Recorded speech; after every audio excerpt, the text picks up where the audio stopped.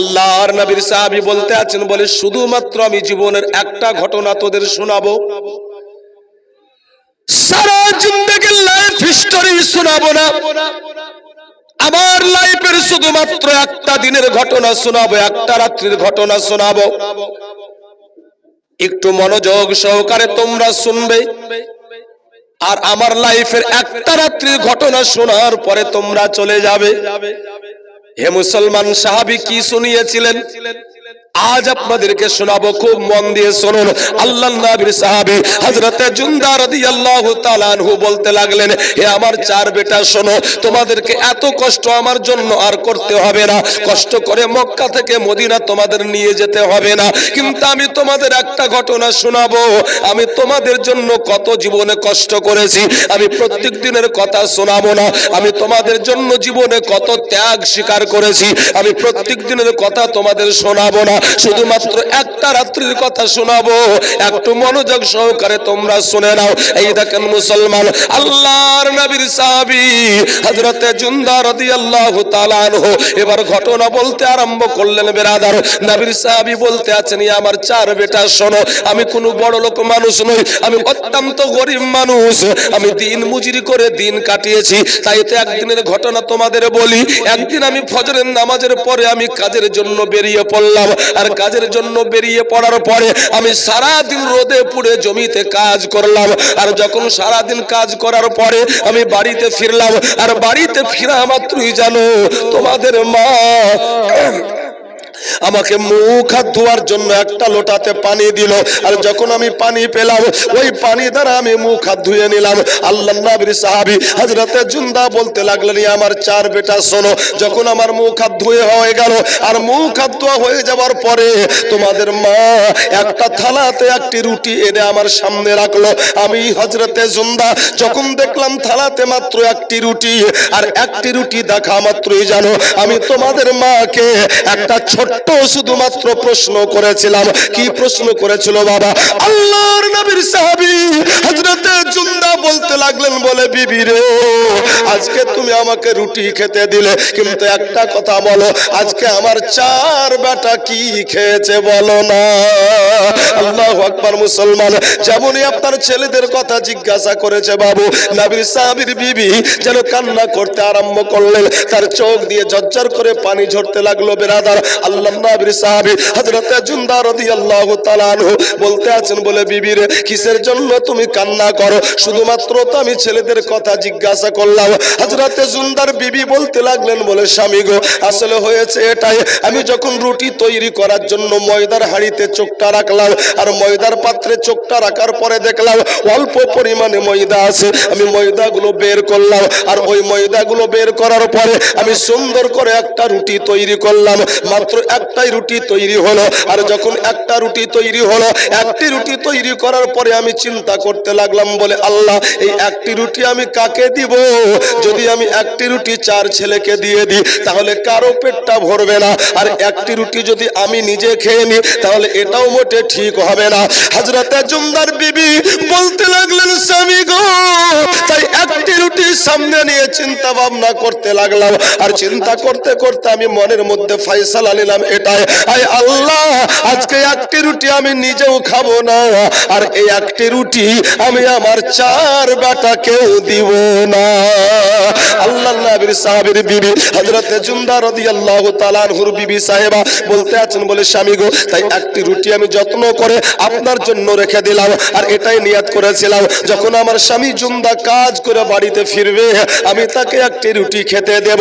ও মুসলমান, যেমনই আপনার কথাগুলো শোনা, আল্লাহর নবীর সাহাবী হযরতে জুনদা রাদিয়াল্লাহু তাআলা আনহু বলতে আছেন, বলে বিবি, এক কাজ করো, রুটির থালাটি উঠাও। রুটির থালাটি আপনার উঠানো হলো। বেরাদার, নবীর সাহাবী বলতে আছেন, বলে বিবি রে, এবার তুমি এক কাজ করো, আমার সাথে তুমি এসো। আল্লাহর নবীর সাহাবী হযরতে জুনদা রাদিয়াল্লাহু তাআলা আনহু যেন গুটি গুটি পায়ে ছেলেদের ঘরের মধ্যে প্রবেশ করলেন। বাবু, যেমনই আপনার ছেলেদের ঘরে প্রবেশ করা, নবীর সাহাবী দেখতে আছেন যেন আল্লাহুস সামাদ, আজকে যে তার চার বেটা রাত্রে না খেতে পেয়ে তারা ঘরের মধ্যে ছড়িয়ে ছিটিয়ে আপনার চার জায়গাতে ঘুমিয়ে পড়েছে। আল্লাহর নবীর সাহাবী হযরতে জুমদা রাদিয়াল্লাহু তাআলা আনহু ছেলেদের এই অবস্থা দেখে আপনারা বড্ড কষ্ট পেয়েছিলেন বাবু। বিশ্ব নবীর সাহাবী তাই আপনার চার বেটাকে ডাকতে আরম্ভ করলেন বাবা। এত ডাকাডাকি করার পরে তিনটি বেটার ঘুম ভাঙলো, কিন্তু ছোট্ট বেটার ঘুম কোনো মতেই ভাঙে না। আল্লাহর নবীর সাহাবী হযরতে জুমদা রাদিয়াল্লাহু তাআলা আনহু এবার কি করলেন বাবু, একটি রুটি আপনার চারটি ভাগে ভাগ করলেন, আর একটি রুটিকে চার ভাগে ভাগ করার পরে তিন টুকরো তিন ছেলের হাতে ধরিয়ে দেওয়ার পরে এক টুকরো নিজের কাছে রাখলেন, আর এক টুকরো নিজের কাছে রাখার পরে সবচাইতে ছোট্ট বেটাকে আদর করে কোলে তুলে নেওয়ার পরে যেন এক টুকরো রুটি নিজের হাতে আপনার আস্তে আস্তে করে খাইয়ে দিলেন। ও মুসলমান, হযরতে জুমদা রাদিয়াল্লাহু তাআলা আনহু একটি রুটি আপনার চার ভাগে ভাগ করে দেওয়ার পরে চার বেটাকে খাইয়ে দিয়ে এবারে আপনার ছেলেদের ঘর থেকে বের হলেন নবীর সাহাবী। আর ছেলেদের ঘর থেকে বের হওয়ার পরে নিজের বিবিকে বলতে আছেন, বলে বিবি ঘরের মধ্যে কি কোনো কিছুই আর নাই, একটা খেজুরও কি ঘরের মধ্যে নাই? বিবি উত্তর দিতে আছেন, বলে স্বামী গো ঘরের মধ্যে একটা খেজুর পর্যন্ত নাই। আল্লাহর নবীর সাহাবী হযরতে জুমদা বলতে আছেন, বলে বিবি ঘরের মধ্যে কোনো খাবার নাই, এমনকি একটা খেজুর পর্যন্ত নাই, কিন্তু বিবি রে এক গ্লাস পানি কি পাওয়া যাবে না? ও মুসলমান, আর সাথে সাথে আপনার নবীর সাহাবীর বিবি তাড়াতাড়ি করে আপনার এক গ্লাস পানি এনে দিলেন। আল্লাহর নবীর সাহাবী হযরতে জুমদা রাদিয়াল্লাহু তাআলা আনহু এক গ্লাস পানি পান করলেন বাবু। আর এক গ্লাস পানি পান করার পরে যেন আপনার বিছানায় শুয়ে পড়লেন। বিছানায় শুয়ে পড়ার পরে আবার যখন সকাল হলো উঠলেন উনি আপনার নামাজ পড়লেন। নামাজ পড়ার পরে আবার কাজের সন্ধানে বেরিয়ে পড়লেন। আল্লাহুস সামাদ বিরাদার হযরতে জুমদা রাদিয়াল্লাহু তাআলা আনহু এই ঘটনা আপনার চার বেটাকে শুনিয়ে দেওয়ার পরে আল্লাহর নবীর সাহাবী বলতে আছেন, আমার চার বেটা শোনো, এত কষ্ট করে মক্কা থেকে মদিনায় আমাকে নিয়ে যেতে হবে না, আর তোমাদেরকে নিয়ে যেতে বলবো না, কিন্তু আমি তোমাদের বাপ আজ তোমাদেরকে বলি আমি তোমাদের জন্য জীবনে কত কষ্ট করেছি। আমি প্রত্যেক দিনের কষ্টের কথা তোমাদের শোনালাম না, শুধুমাত্র একটা রাত্রির কথা শোনালাম, যে রাত্রিতে আমি নিজে না খেয়ে থেকে একটি রুটি আমি তোমাদের চার ভাইকে খাইয়েছিলাম। আল্লাহর নবীর সাহাবী হযরতে জুমদা বলতে লাগলেন, আমার চার বেটা শোনো, যদি তোমরা পারো তাহলে আমাকে ওই একটা রাত্রির বদলা আজ তোমরা দিয়ে দাও। বিরাদার, দুনিয়াতে আছে কোন তাকত, দুনিয়াতে আছে এরকম কোন বেটা কি আপনার বাপের বদলা চুকিয়ে দিবে? আল্লাহুস সামাদ বিরাদার, বাপের বদলা চুকিয়ে দিতে পারে এরকম তাকত কোন ছেলের ভিতরে নাই। কি বলেন আপনার আছে? নাই। একজন পিতা ছেলেদের জন্য যে কষ্ট করে, আল্লাহুস সামাদ বিরাদার, এ কষ্টের মূল্য কখনোই আপনার কোন সন্তান দিতে পারে না।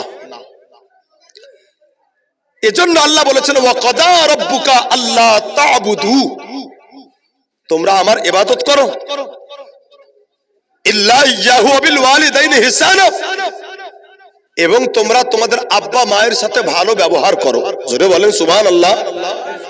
এটা আল্লাহর কোরআনে আছে, এটা আল্লাহর আদেশ। একটা ছোট্ট বাচ্চা এসে আল্লাহর নবীকে বলছেন, হুজুর আল্লাহ বলেছেন আব্বা মায়ের সাথে ভালো ব্যবহার করতে, কিন্তু ইয়া রাসূলুল্লাহ আমার আব্বা তো নাই, আমার আব্বার তো ইন্তেকালই হয়ে গেছে। বেরাদার, যার বাপ নাই তাকে জিজ্ঞাসা করেন কি বাপ না থাকার কষ্ট কতটা। নবী পাক আকা মুস্তাফা যখন ছোট্ট ছিলেন, বয়স মাত্র 6, আল্লাহুস সামাদ আকা মুস্তাফা মা হালিমার ঘর থেকে আসার পরে মা আমিনাকে বারবার বলতেন, মা আমার আব্বা কোথায়, আমার আব্বা কোথায়? আল্লাহু আকবার। মা হালিমা, মা আমিনা রাদিয়াল্লাহু তাআলা আনহা গলাকে জড়িয়ে ধরে আকা মুস্তাফা সাল্লাল্লাহু তাআলা আলাইহি ওয়াসাল্লাম যেন একদিন কান্না করতে করতে আপনার জিজ্ঞাসা করতে লাগলো, মা আমার আব্বাকে কবে দেখবো, আমার আব্বা কোথায়? মুআজ্জিজ কারো এতেরাজ হতে পারে কি নবী মানে তো ভবিষ্যৎ বক্তা, তাহলে নবী জিজ্ঞাসা করলেন কেন যখন নবী নবী হয়ে এসেছেন? তো মনে রাখবেন কি নবীদের কিছু কর্ম, নবীদের কিছু কথা মানুষকে শিক্ষা দেওয়ার জন্য হয়। মুআজ্জিজ তো নবী পাক আকা মুস্তাফা মাকে জিজ্ঞাসা করছেন কি জানেন? একদিন আমার রাসূলুল্লাহ ধরে আপন মায়ের গলা প্রশ্ন করে দুঃখ ভরা সারে, ও মা জান বলো না আমারে সবার আব্বাকে দেখা যায়, আমার আব্বা আছেন কোথায়? বলো বলো বলো মাগো আব্বা আসবে কবে ফিরে? শুনেছিল মুখের বাণী মায়ের চোখে বইছে পানি, শুনেছিল মুখের বাণী মায়ের চোখে বইছে পানি, তুলে তার হাত দুখানি বলে, ও মা জান বলো না আমারে সবার আব্বাকে দেখা যায়, আমার আব্বা আছেন কোথায়? বলো বলো বলো মাগো আব্বা আসবে কবে ফিরে? বিরাদার, নবী পাক আকা মুস্তাফা জানতেন কি আপনার পিতা হারার যন্ত্রণা কত। তাই এই শিশু বাচ্চা যখন নবীর কাছে গিয়ে বলছেন, হুজুর আমার আব্বা নয়, আমার আব্বা ইন্তিকাল করেছে, আমার আল্লাহর আদেশ কি আব্বা মায়ের সাথে ভালো ব্যবহার করো, আমি তো আব্বাই হারিয়ে দিয়েছি, এখন আমি আবার আব্বার সাথে ভালো ব্যবহার করব কেমন করে? এটা গুরুত্বপূর্ণ প্রশ্ন। কেউ হয়তো আপনার বাপ পেয়েছেন কিন্তু জানতেন না বাপ মার আহমিয়াত, বাপ মার কদর, যার জন্য বাপ মার সাথে সেরকম ব্যবহার করতে পারেননি। এখন মিলাদ মাহফিল ওয়াজ নসিহত মৌলবীদের সাথে মিশে হয়তো এখন বুঝতে পারছেন কি বাপ মা কত গুরুত্বপূর্ণ জিনিস। এখন আপনি আফসোস করছেন কি আল্লাহ আমি ভুল করেছি, এখন আমি কি করব? মুআজ্জিজ শুনুন, তাদের জন্য আল্লাহ তাআলা পথ খুলে রেখেছেন। জোরে বলেন, তাদের জন্য পথটা কি খুলেছেন? আল্লাহ আল্লাহর নবী বলতে আছেন, বলে শুনুন, যাদের আব্বা মা ইন্তিকাল করেছে, যাদের আব্বা মার সেবা করার সুযোগ হয়নি, এখন মন চাইছে আব্বা মার সাথে ভালো ব্যবহার করব। আমার রহমতের নবী বলতে আছেন, আমার উম্মাত উম্মতি, তোমার আব্বা মা মরে যাওয়ার পরেও তোমার আব্বা মার সাথে তুমি ভালো ব্যবহার করতে পারো, আল্লাহ ওই সুযোগটা রেখেছেন, আল্লাহ ওই দরজাটা বন্ধ করেন না। ইয়া রাসূলুল্লাহ, কেমন করে করা যায় একটু বলুন না? আল্লাহর নবী আমার বলতে আছেন, বলে শোনো, দুনিয়াতে তোমার আব্বা মা বেঁচে থাকলে পারে তোমার আব্বা মার যেটা প্রয়োজন তুমি মিটাতে, বলে টাকা প্রয়োজন তুমি টাকা দিতে, খাবার প্রয়োজন তুমি খাবার দিতে, যখন কাপড়ের প্রয়োজন তখন তুমি কাপড় দিতে, অর্থাৎ পোশাক আশাক খাবার সব কিছু দিতে। আজ তোমার আব্বা তোমার কাছে নাই, আজ তোমার আব্বা দুনিয়া ছেড়ে কবরে চলে গিয়েছে, এখন তোমার আব্বার সাথে ভালো ব্যবহার কেমন করে করবে? আল্লাহর নবী বলতে আছেন, এইখানে তোমাকে বুঝতে হবে এখন তোমার আব্বার প্রয়োজনটা কি আছে। আল্লাহ পাকের নবী বলতে আছেন, বলে শোনো, হে আমার উম্মাত উম্মতি, যখন তোমার আব্বা মা দুনিয়া ছেড়ে চলে যাবে, তোমার আব্বা মা দুনিয়া ছেড়ে চলে যাওয়ার পরে তাদের আর খাবারের প্রয়োজন নাই, তাদের আর পোশাকের প্রয়োজন নাই, আর তাদের কবরে গিয়ে টাকার কোনো প্রয়োজন নাই। তোমাদের আব্বা মার কবরে যাওয়ার পরে একটা জিনিসের মাত্র প্রয়োজন আছে, আর প্রয়োজন হলো এটাই, তোমাদের আব্বা মার জন্য তুমি দোয়া করো। তার কারণ তোমার আব্বা মা কবরে যাওয়ার পরে ইয়ান্তাজিরু দাওয়াতান, শুধুমাত্র দুয়ার অপেক্ষায় আছে। জোরে বলেন সুবহানাল্লাহ। ইয়া রাসূলুল্লাহ, আর কি করলে আব্বা মা তাদের হক আদা করা হবে, তাদের সঙ্গে ভালো ব্যবহার করা হবে? আল্লাহর নবী বলতে আছেন, যদি তোমার খালা বেঁচে থাকে, মায়ের আসনটা তোমার খালাকে দিয়ে দাও। যদি তোমার চাচা বেঁচে থাকে, বাপের আসন তোমার চাচাকে দিয়ে দাও। আর আরেকটা কথা শোনো, তোমার আব্বা মা যাদের সঙ্গে ভালোভাবে দুনিয়াতে চলাফেরা করেছে, খবরদার জিন্দেগিতে তুমি তাদের সঙ্গে দুশ্মনী করবে না। জোরে বলেন সুবহানাল্লাহ। নবী বলছেন এগুলো মরে যাওয়ার পরেও আব্বা মার সাথে ভালো ব্যবহারের একটা পথ আল্লাহ পাক বন্ধ করেননি, খুলে রেখেছেন। ছোট্ট বাচ্চা গিয়ে বলছেন, ইয়া রাসূলুল্লাহ, আমার আব্বা ইন্তেকাল করেছে নবী গো, এখন আমি কেমন করে কি করি? আল্লাহর নবী বললেন, তুমি বেশি বেশি করে তোমার আব্বার কবরটা জিয়ারত করো। বাচ্চা উত্তরে দিতে আছে, ইয়া রাসূলুল্লাহ, আমার আব্বার কবর কোথাও ওটাও আমি বলতে পারবো না। আল্লাহর নবী আমার বলতে আছেন, শোনো শোনো, একটা কাজ করবে, তোমার আব্বার বয়সের যাদেরকে দেখবে তাদের প্রতি তুমি সম্মান শ্রদ্ধা করবে, তাহলেই তোমার আব্বার অনেকটা হক তোমার আদা করা হবে। নবী আমার বলে দিয়েছেন বিরাদার, কোথা থেকে কোথায় পৌঁছাচ্ছে দেখুন। নবী আমার এই শিক্ষা দিলেন বাচ্চাকে। কয়েকটা দিন আপনার কেটে যাওয়ার পরে হঠাৎ করে আপনার হযরত আবু বকর সিদ্দিক রাদিয়াল্লাহু তাআলা আনহু উনি আপনার একদিন মসজিদে আসছেন, আর মসজিদে আসার পথে দেখলেন যেন একটা বয়স্ক ব্যক্তি আপনার আস্তে আস্তে গুটি গুটি পায়ে মরুভূমির বালুর উপর দিয়ে আপনার চলতে আছেন রাস্তা দিয়ে। হযরত আবু বকর সিদ্দিক রাদিয়াল্লাহু তাআলা আনহু উনি ছটপট করতে আছেন ভিতরে ভিতরে, এজন্যই তার কারণ যদি জোরে হেঁটে যায় তাহলে হয়তো ওই বয়স্ক ব্যক্তি দুঃখ পেয়ে যাবে। হযরত আবু বকর জোরে হাঁটতে পারেন না। আবার আবু বকর চিন্তা করছেন, বলে আল্লাহ, যদি আমি এই বয়স্ক ব্যক্তির সাথে তাল মিলিয়ে হাঁটি তাহলে আজকে আমি আবু বকর, আজ আমার জামাত ছুটে যাবে, আজ আমার নবীর পিছনে নামাজ আদায় করা হবে না।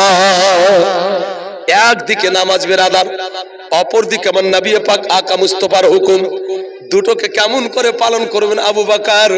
আবু বকর সিদ্দিক রাদিয়াল্লাহু তাআলা আনহু এবার আস্তে আস্তে করে আপনার ওই বয়স্ক ব্যক্তির কাছে যাওয়ার পরে ওনার কানে কানে বলতে আছেন, বলে বাবা আপনি কোথায় যাবেন গো বলুন না। ওই বয়স্ক ব্যক্তি বলতে লাগলেন, বলে বাবু আজকে আমি বাড়ির থেকে বেরিয়ে এসেছি, আমার বাড়ি অনেক দূরে, মক্কা শহরে আমার বাড়ি নয়, মক্কা শহরের বাইরে অর্থাৎ জিহাদ গ্রাম থেকে আমি হেঁটে আসছি, আমি বড় ক্লান্ত হয়ে গেছি, আজকে আমি এই নিয়ত নিয়ে বেরিয়ে এসেছি, আজকে আমি আমার নবীর পিছনে আজকে নামাজটা আদায় করো। আবু বকর সিদ্দিক বলছেন, বাবা আপনাকে তো আমি এর আগে দেখিনি কোনোদিন, কিন্তু আপনার কথাই প্রমাণ হলো কি আপনি নবীর সাহাবী। হ্যাঁ, কিন্তু বাবা একটা কথা বলবো, আপনি যে গতিতে যাচ্ছেন এই গতিতে গেলে পরে জামাত পাবেন না, জামাত ছুটে যাবে। বয়স্ক ব্যক্তি বলছেন, বাবু আমি তো এর চাইতে জোরে হাঁটতেও পারবো না, বয়স হয়েছে, বয়স্ক মানুষ, আমি অনেক দূর থেকে হেঁটে আসছি। আবু বকর সিদ্দিক বলছেন, বাবা একটা কাজ করলে আপনার কোনো আপত্তি থাকবে না তো? বলে কি কাজ? বলে আমি জুয়ান, আমি যদি আপনাকে কাঁধে তুলে নিই, তার কারণ আমিও তো যাবো মসজিদে, আমিও নবীর পিছনে নামাজ আদায় করবো। সুবহানাল্লাহ। যদি আমি আপনাকে কাঁধে তুলি আপত্তি? বয়স্ক ব্যক্তি বলতে লাগলো, বাবা এটা তো আমার জন্য খুবই ভালো, আমি বড় ক্লান্ত হয়ে গেছি। আল্লাহু আকবার বিরাদার। আবু বকর সিদ্দিক রাদিয়াল্লাহু তাআলা আনহু ওই বয়স্ক ব্যক্তিকে আপনার কাঁধে উঠালেন, কাঁধে উঠানোর পরে আপনার যেন চলতে লাগলেন বাবু। এরপরে আপনার যখন মসজিদে পৌঁছালেন, জামাত দাঁড়িয়ে গিয়েছে, সব চাইতে শেষ কাতারে আপনার জায়গা হলো, নামাজটা শেষ হলো। নামাজ যখন কমপ্লিট করলেন দয়ার নবী, আল্লাহর নবী দাঁড়িয়ে বলতে আছেন, কোথায় আমার আবু বকর? আবু বকর তো প্রত্যেক দিন আগে কাতারে থাকে, আজ আবু বকরকে দেখা যায় না কেন?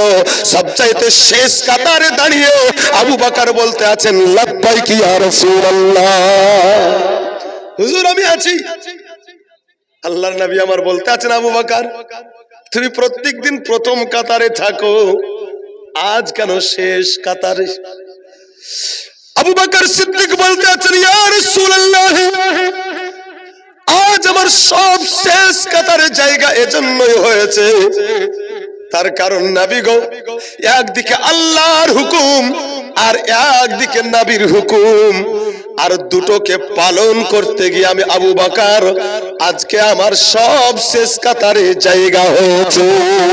আল্লাহর নবী আকা মুস্তাফা সাল্লাল্লাহু তাআলা আলাইহি ওয়াসাল্লাম বলতে আছেন, হে আমার সাহাবীরা শোনো, আজকে যারা তোমরা আমার পিছনে নামাজ আদায় করলে, আমি তোমাদের একটা কথা শুনিয়ে রাখি, আজকে তোমরা আমার পিছনে নামাজ পড়ে যে যতটা নেকি পেয়েছো, সবার চাইতে 70 গুণ বেশি নেকি আমার আবু বকর পেয়ে গিয়েছে।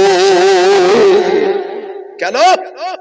ফরজিয়াত আর নববিয়াত, একদিকে আল্লাহর হুকুম, অপরদিকে নবীর হুকুম, আর দুটোকে পালন করার জন্য আল্লাহ তাআলা আবু বকরের আমলনামায় 70 গুণ বেশি সওয়াব দান করেছেন।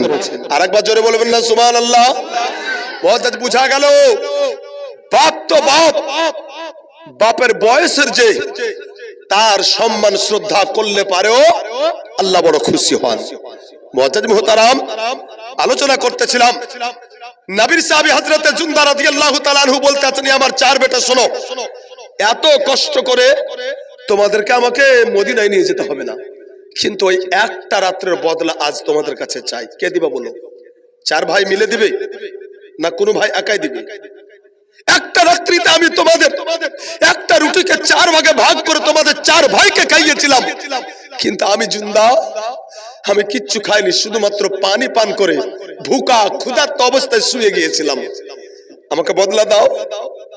আল্লাহু আকবার। এরা 4 ভাই শোনা মাত্রই মাথা নিচু করলো, মাথা নিচু করে বলতে আছে, আব্বা খুব ভুল করেছে আব্বা, আর এরকম কথা বলবো না আব্বা।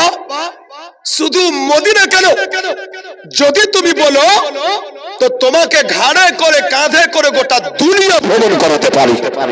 জোরে বলেন। নবী বলেছেন, কেউ যদি নিজের বাপকে কাঁধে করে আল্লাহু আকবার একবার কেন 7 বার আল্লাহর কাবা তওয়াফ করে, এরপরে বাপের ঋণ চুকাতে ব্যর্থ থাকবে। জোরে বলুন সুবহানাল্লাহ। এ হচ্ছে পিতার জায়গা। আল্লাহু আকবার। বেরাদার, সাহাবী রাসূল বলতে আছেন, বাবু আমি গোটা দুনিয়া দেখব না, আমি শুধু এই চোখে নবীকে দেখতে চাই, তার কারণ আমার নবীকে অনেক দিন হলো এই চোখে দেখিনি। জোরে বলবেন না? আচ্ছা, কি গরিব কি ফকির কি আমির কি মৌলবি কি মুন্সি কি মুফতি, সবারই আশা কেন এটা? কি শুধুমাত্র নবীকে দেখতে চায়? শুধুমাত্র নবীকে দেখতে চায়। আল্লাহু আকবার। কেন আশা রাখে জানেন? যে নবীকে দেখলো তো নবীকে দেখলো, নবীর রূপ শয়তান ধারণ করতে পারে না, আর যে ঈমান সহকারে নবীকে দেখলো সে জান্নাতি হলো, এতে কোনো সন্দেহ থাকে না। এজন্যই বিরাদার, কি গরিব কি ফকির সবাই একটা আশায় রাখে, কি জানেন? সালাত ও সালাম গো আমার, দরুদ সালাম গো আমার, বলিও নবী মুস্তাফা, মন যেতে চাই সোনার মদিনা, মন যেতে চাই সোনার মদিনা, আর মদিনার সোনার মাটি, আর চোখে মুখে বুকে মাখি গো, মদিনার সোনার মাটি, আর চোখে মুখে বুকে মাখি গো, আর এমন পবিত্র মাটি আর কোথাও পাবে না, মন যেতে চাই সোনার মদিনা। সালাত সালাম গো আমার, দরুদ সালাম গো আমার, বলিও নবী মুস্তাফা, মন যেতে চাই সোনার মদিনা, মন যেতে চাই সোনার মদিনা। কোথাও মন যেতে চাই না, সুবহানাল্লাহ, নাতেন নাসরানা, কোথাও মন যেতে চাই না, মন যেতে চাই শুধুমাত্র আপনার সোনার মদিনা। করছি, মন যেতে চাই সোনার মদিনা। মুআজ্জাজ মুহতারাম, বুঝা গেল বিরাদার, একজন নবী প্রেমিক মুসলমান, আল্লাহু আকবার, তার মনের ভিতরে একটা আশা, আল্লাহ যদি কোনো মতে কোনো বাহানায় যদি একবার মদিনায় চলে যেতাম, আর কোনোভাবে যদি একবার আকা মুস্তাফার জিয়ারত হয়ে যেত, তাহলে আমার জীবনটা ধন্য হতো। এজন্যই কি বিরাদার, আল্লাহু আকবার, নবী পাক আকা মুস্তাফা সরওয়ারে কাউন মাকা সাল্লাল্লাহু তাআলা আলাইহি ওয়াসাল্লাম কে যে দেখলো, সত্যি আপনার ভাগ্যবান। বিরাদার, এই সাহাবী বলতে আছেন, বলে বাবা আমি গোটা দুনিয়াকে দেখতে চাই না, আমি শুধু আমার মুস্তাফাকে দেখতে চাই। আল্লাহু আকবার। বিরাদার, এরা 4 ভাই কি করলো, একটা খাট নিয়ে আসলো। একটা খাট নিয়ে আসার পরে আল্লাহু আকবার, খাটে আপনার সুন্দর করে বিছানা পাতলো। খাটে সুন্দর করে বিছানা পাতার পরে এরা 4 ভাই কি করলো বাবু, তাদের আব্বাকে সুন্দর করে খাটের উপরে শুইয়ে দিল। আর খাটের উপরে শুইয়ে দেওয়ার পরে এরা এরা চার ভাই আপনার খাটের চারদিকে কাঁধ লাগালো। চার ভাই খাটের চারদিকে কাঁধ লাগানোর পরে এরা আপনার খাট নিয়ে চলতে লাগলো। হে বেরাদার, মক্কা শহর থেকে যেমনই আপনার 3 কিলোমিটার দূরে পৌঁছে গিয়েছে একটা জায়গার নাম, যে জায়গাটার নাম হচ্ছে তানঈম। যেমনই আপনার তানঈমে পৌঁছে যাওয়া, আল্লাহু আকবার, এরা চার ভাই দেখতে আছে জানো আজকে চলন্ত খাটে, আজকে রানিং খাটে, আজকে তাদের আব্বা আপনার দাঁড়িয়ে, তাদের আব্বা বসে গিয়েছে। মুআজ্জাজ মুহতারাম, এরা চার ভাই কি করলো বাবু, খাট আপনার মাটিতে রাখলো। আর যেমনই আপনার খাটটা মাটিতে রাখা, এরা চার ভাই দেখলো আজকে তাদের আব্বা যেন মাটিতে সোজা নিজে একাই ডিট দাঁড়িয়ে গিয়েছে। আল্লাহু আকবার বেরাদার, যে ব্যক্তি আপনার সাহারা ছাড়া বিছানাতে বসতে পারতো না, আজকে সাহারা লাগলো না, আজকে কাউকে লাগলো না, আল্লাহু আকবার, ও ব্যক্তি দাঁড়িয়ে গিয়েছে। হে মুসলমান, এরা চার ভাই হতভাগ হয়েছে, এক অপরের মুখে মুখে তাকাতে আছে বেরাদার। আল্লাহর নবী আকা মুস্তাফার সাহাবী হযরতে জুনদা রাদিয়াল্লাহু তাআলা আনহু, উনি আপনার ছেলেদের উদ্দেশ্যে বলছেন, হে আমার চার বেটা শোনো, আমি জানি আজ তোমরা আমাকে দেখো অবাক হচ্ছ, তার কারণ আমি কেমন করে দাঁড়িয়ে গেলাম, আমি তো বসতেও পারতাম না, আমি কেমন করে দাঁড়ালাম, এটা দেখে তোমরা অবাক হচ্ছ না? ছেলেরা বলতে আছে, হ্যাঁ আব্বা, এটা দেখে আমরা অবাক হয়ে গিয়েছি। নবীর সাহাবী বলতে আছেন, বলে শোনো, আল্লাহর ইজ্জতের কসম করে বলি, আমার শরীরে এত শক্তি পেয়েছি, আমি ইচ্ছে করলে পারি আজ তোমাদের চার ভাইকে দুই বাহুতে আমি মুচড়ে মেরেও দিতে পারি। এরা চার ভাই বলতে লাগলো, বলে আব্বা, হঠাৎ করে এত শক্তি কেমন করে তুমি কোথা থেকে পেলে? তোমার শরীরে শক্তি ছিল না, হঠাৎ করে এত শক্তি কেমন করে হলো? আল্লাহু আকবার। মুসলমান, আকা মুস্তাফার সাহাবী হযরতে জুনদা রাদিয়াল্লাহু তাআলা আনহু ওই সময়তে বলেছিলেন, হে আমার চার বেটা শোনো, এত প্রশ্ন করো না, যদি দেখতে হয় তো আমাকে নয়ন ভরে দেখো, যদি গুরুত্বপূর্ণ কোনো কথা থাকে তো বলো, তার কারণ শোনো, আমি এতদিন ছিলাম মাহাদে, একটু পরে আমার জায়গা হবে লাহাদে। মাহাদ মানে দুনিয়া আর লাহাদ মানে কবর।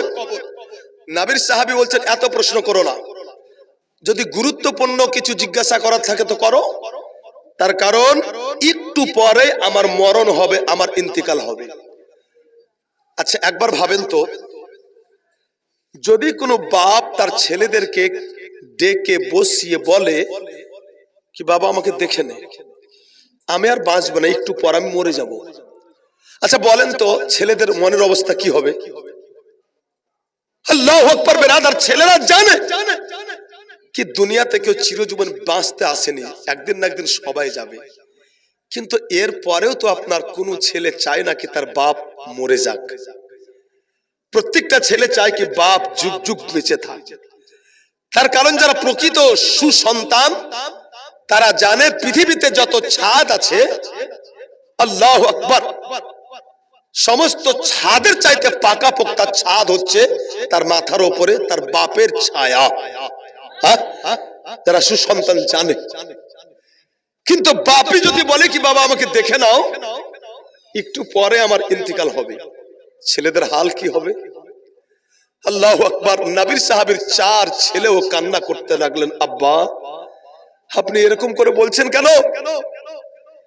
কে বলল আপনাকে আপনি মরবেন?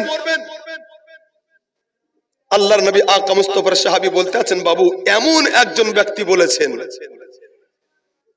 চন্দ্র সূর্য উলট পালট হতে পারে, আসমান জমিন উলট পালট হতে পারে, গ্রহ নক্ষত্র উলট পালট হতে পারে, কিন্তু শোনো আমার চার বেটা, এমন একজন ব্যক্তি আমাকে বলেছেন তার কথা কখনোই উলট পালট হতে পারে না। ছেলেরা আরো অবাক হয়ে গেল। অঝোর নয় রাতটা ছেলেরা কান্না করতে লাগলো। চার ভাই কান্না করতে করতে বলতে আছে, বলে আব্বা গো, আমরা এতদিন বুঝতে পারিনি আব্বা কেমন হয়, আব্বার ছায়া কেমন। এতদিন পরে যেন আমরা আরো ভালো করে বুঝতে পেরেছি। আর তাই তো আজকে আমরা চার ভাই যুক্তি করে আমরা নিয়াত করেছিলাম এটাই, আমরা প্রাণ ভরে, আমরা সাধ্য মতো আমরা সারা জীবন তোমার সেবা করে যাব। কিন্তু আব্বা গো তুমি মওতের কথা বলো, আব্বা যদি তোমার ইন্তিকাল হয়ে যায় তাহলে আমরা কি নিয়ে বাঁচবো, কেমন করে থাকবো? নবীর সাহাবী বলতে আছেন, আমার চার বেটা শোনো, যেমন করে প্রত্যেকটা নতুন জিনিস একদিন না একদিন পুরাতন হয়ে যায়, ঠিক অনুরূপ একদিন না একদিন মানুষকে ইন্তিকালও করতে হয়। কেউ সারা জীবন দুনিয়াতে বাঁচবে না, কেউ সারা জিন্দেগি সারা জীবন দুনিয়াতে বাঁচার জন্য আসে নাই।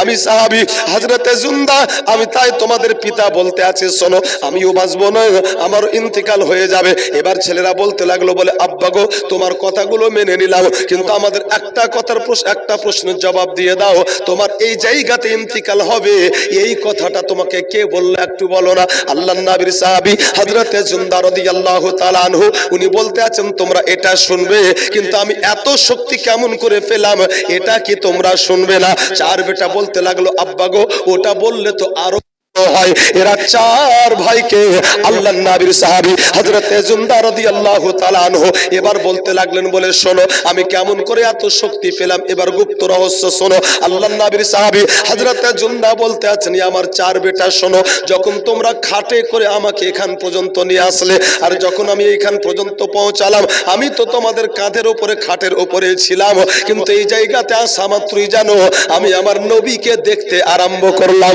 জোরে বলুন সুবহানাল্লাহ।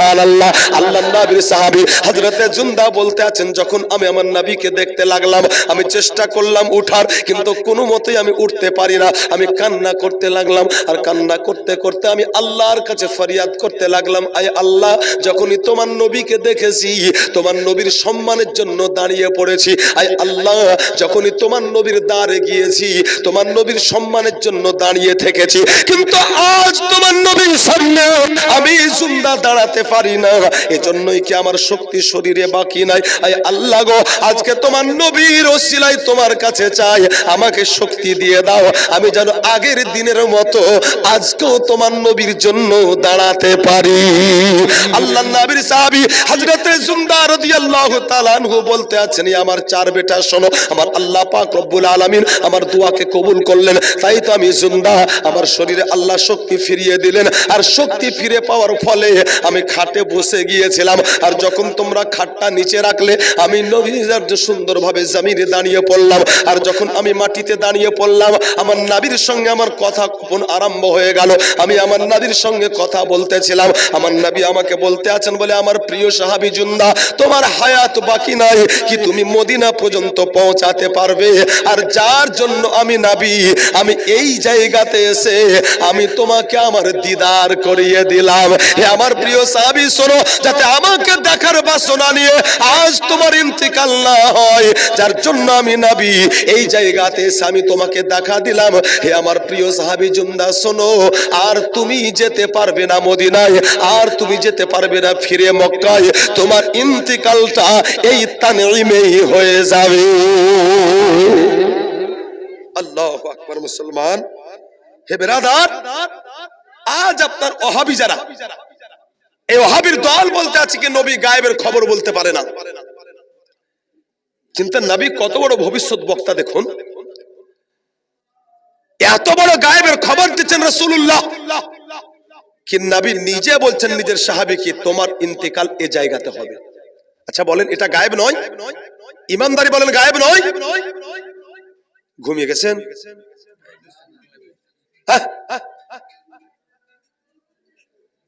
এটা বড় ফিতনা চলছে, মুসলমানকে গুমরাহ চলছে, গুমরাহ করা, কি এগুলো শুনিও না।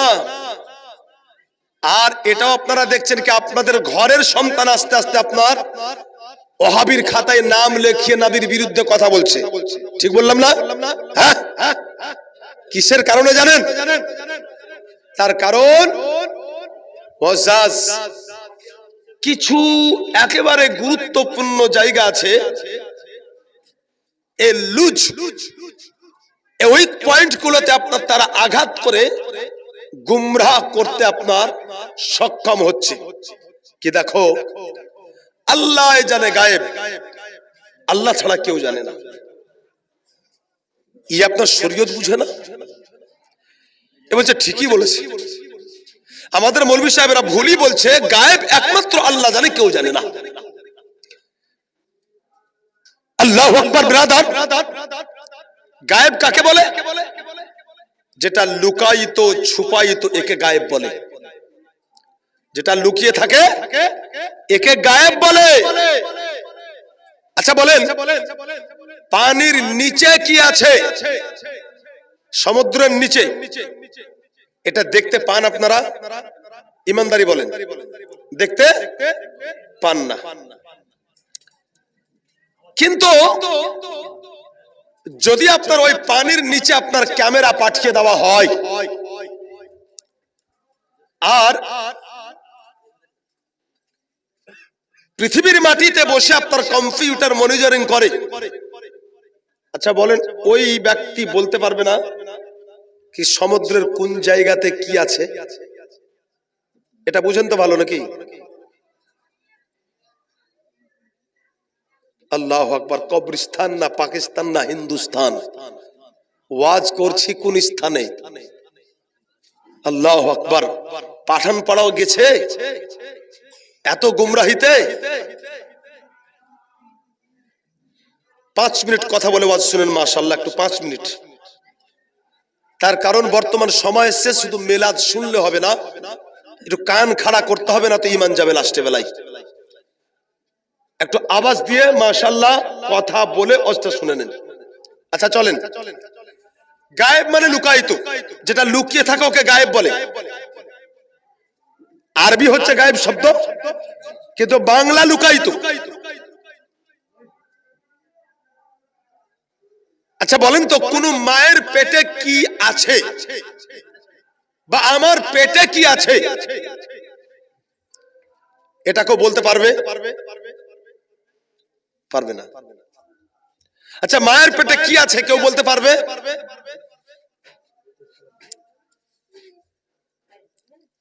কোন মায়ের পেটে কি আছে? আজকে বর্তমান ওহাবি যারা এই চল্লিশা চাহারম মেলাদের বিরোধিতা করে, তারা বলতে আছে শোনো, মায়ের পেটে কি আছে একমাত্র আল্লাহ জানে, আর কেউ জানে না। তারা দলিল কি পেশ করছে? বলছে দেখো ভাই, দেখো দেখো কোরআনে আছে, আল্লাহ বলছেন ওয়ায়ালামু মা ফিল আরহাম, মায়ের পেটে কি আছে একমাত্র আল্লাহ জানে, তাছাড়া কেউ জানে না। দেখো ভাই কোরআনে আছে ওমা তাদরি নাফসুম বিআইয়ি আরদিন আন তামুত, কে কোথায় মরবে, কোন নফসের ইন্তিকাল কোথায় হবে কেউ জানে না, কেউ জানে না। আপনিও ভোলা ভালা মুসলমান, আপনি যখন কোরআনের আয়াতটা দেখলেন আর এই কোরআনের আয়াতের যখন বাংলা তর্জমা দেখলেন, তো আপনিও তাদের ফাঁদে পা দিয়ে বলছেন ঠিকই তো, এই মৌলবি ঠিক বলছে আর এটাই ঠিক। কোরআনে যখন আছে, এই আমিরুল ভাই এদিকে তাকান, শুনেন, সুর আর মানে গজল তাল, এতে মানুষ এত পাগলা হয়ে গেছে, ভালো কথা শুনতেই চাই না, বক্তব্য আর শুনতে চাই না। মাশাআল্লাহ, ই সুন্নি পারে না কি আপনার হিজড়া নিয়ে চলে আসে মেলাতে। হ্যাঁ, এটা এমন হাল হয়ে গেছে, ঈমান বাঁচা বড় মুশকিল হয়ে গেছে, জানের বাজি লাগিয়ে ছুটে বেড়াচ্ছি। মাশাআল্লাহ,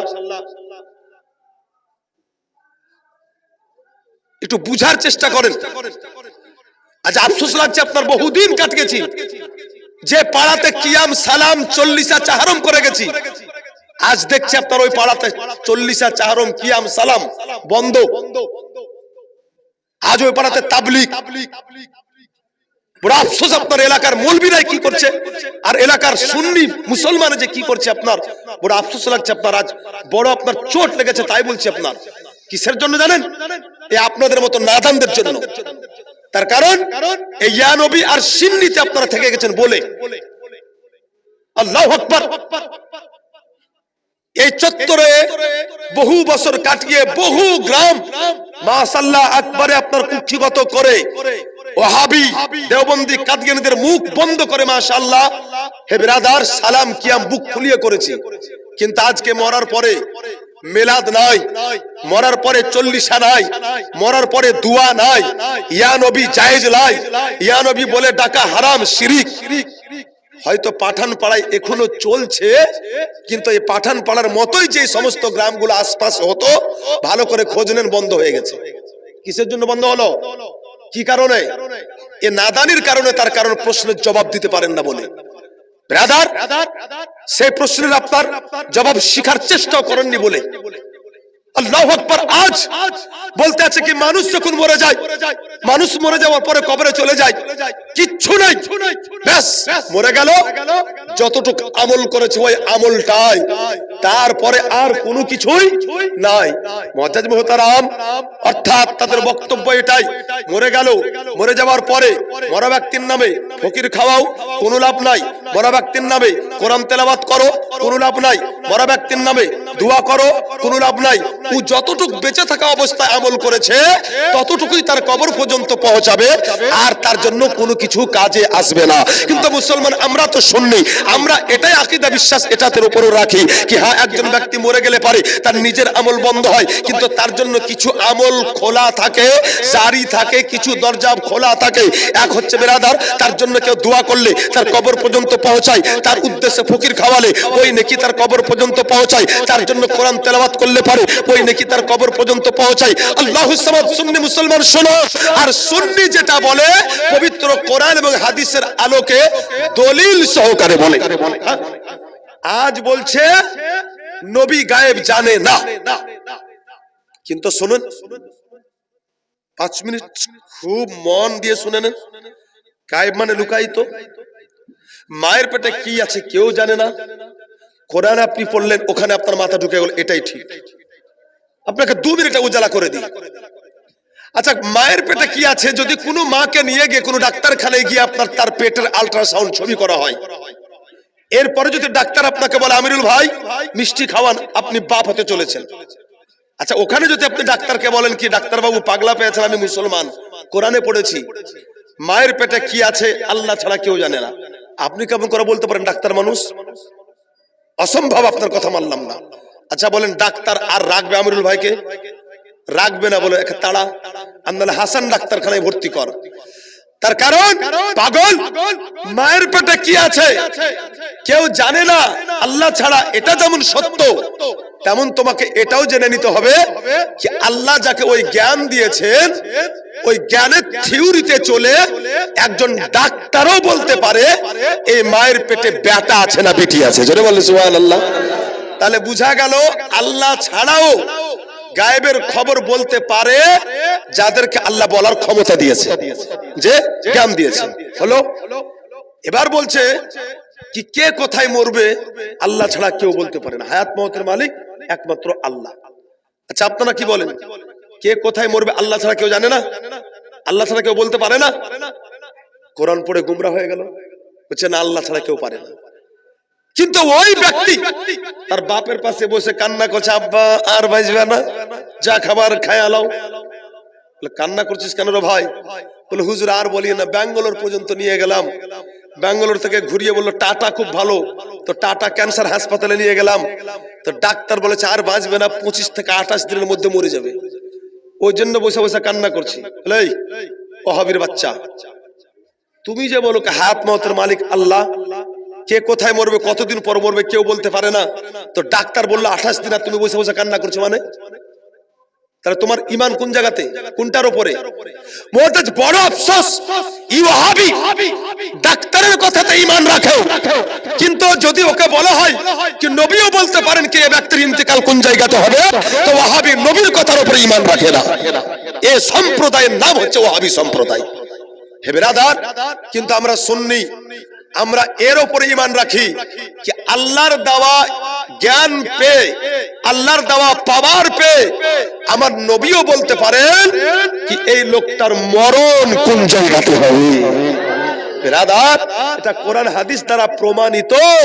আল্লাহু আকবার। তাই রাসূলুল্লাহ ওই সাহাবীকে বলছেন, সাহাবী তুমি মক্কা পর্যন্ত, মদিনা পর্যন্ত পৌঁছাতে পারবে না, যার জন্য এখানে এসে আমি তোমাকে দেখা দিলাম, তোমার ইন্তিকালটা এখানেই হবে। ছেলেরা বলতে লাগলো, আব্বা তোমার ইন্তিকালের পরে তোমার কবরটা কোন জায়গাতে করব? মদিনায় না মক্কায়? মদিনায় না মক্কায়? সাহাবী বলছেন কি শোনো, আমার কবর মক্কা তো করতে হবে না, মদিনা তো করতে হবে না, এখানে আমার কবর বানিয়ে দিও। জোরে বলেন সুবহানাল্লাহ। এবার মজার কথা, মক্কা থেকে বেরিয়ে 3 কিলোমিটার দূরে গিয়ে মরণ, তো মক্কাতে এসেই তো নবী দেখা দিতে পারতেন, আর 3 কিলোমিটার এগিয়ে চলে আসতেন, তাই না বাবু? কিন্তু 3 কিলোমিটার দূরে, মক্কা থেকে 3 কিলোমিটার বেরানোর পরে রাসূলুল্লাহ দেখা দিলেন কেন? এর মধ্যে যুক্তি আছে, কোরআনের দলিল আছে। মনে রাখুন, কোরআনের দলিল হচ্ছে এটাই কি মানুষের দেহে 2 জায়গার মাটি আছে। কয় জায়গার বললাম? 2 জায়গার। এক জায়গার মাটি আছে যেখানে ওর ইন্তিকাল হবে, আর আরেক জায়গার মাটি আছে যেখানে ওর কবর হবে। বুঝা গেল? আরেক জায়গার মাটি যেখানে ওর কবর হবে। অর্থাৎ যখন মায়ের পেটে সন্তান আছে, আল্লাহুস সামাদ ওই নুতফাকে ফেরেশতা হাতে নিয়ে জিজ্ঞাসা করেন, বলে আল্লাহ এটা দ্বারা মানুষ তৈরি হবে? আল্লাহ যদি বলেন কি হবে, তখন ফেরেশতা কি করেন? ওই নুতফার সাথে ওই জায়গার মাটি যেখানে তার কবর হবে, ওই কবরের জায়গার মাটি তুলে নুতফার সঙ্গে ভালো করে সেনে দিয়ে মায়ের পেটে রেখে দেয়। আর যখন মায়ের পেটে এটা হাত, মুখ, নাক, চোখ, কান সব হয়ে যায়, তো যেখানে গিয়ে তার ইন্তিকাল হবে, ওই জায়গার মাটি তুলে আল্লাহর ফেরেশতা ওই ব্যক্তির নাভিতে রেখে দেয়। সুবহানাল্লাহ। এজন্যই তার ইন্তিকাল ওখানে হবে যেখানে তার নাভিতে যেই জায়গার মাটি রাখা হয়েছে, আর ও ব্যক্তির কবর সেই জায়গাতে হবে যেই জায়গার মাটি দিয়ে মাশাআল্লাহ তার নুতফাকে সেনে দেওয়া হয়েছিল। ব্রাদার, এটা আমি আন্দাজে বললাম না, কোরআনের আয়াতও আছে। আর আমার আলা হযরত সরকার মুজাদ্দিদুদ্দিন মিল্লাত ফতওয়ায়ে আফ্রিকার মধ্যে আপনার এই মসলা লিখেছেন। ব্রাদার, অতএব মুআজ্জাজ মুসলমান, একদিন মরতেই হবে, মরার পরে হিসাব লাগবে, এটা আমরা জানি। অতএব মুসলমান, আমরা হিসাব করে চলবো, আমরা এটাই মাথায় রেখে চলবো, যখন হিসাব লাগবে আমরা যেন হিসাব সহজে দিতে পারি, যাতে করে আমাদের হিসাব কঠিন না হয়ে যায়, তাহলে আমাদের জিন্দেগি কামিয়াব। মুআজ্জাজ মুহতারাম,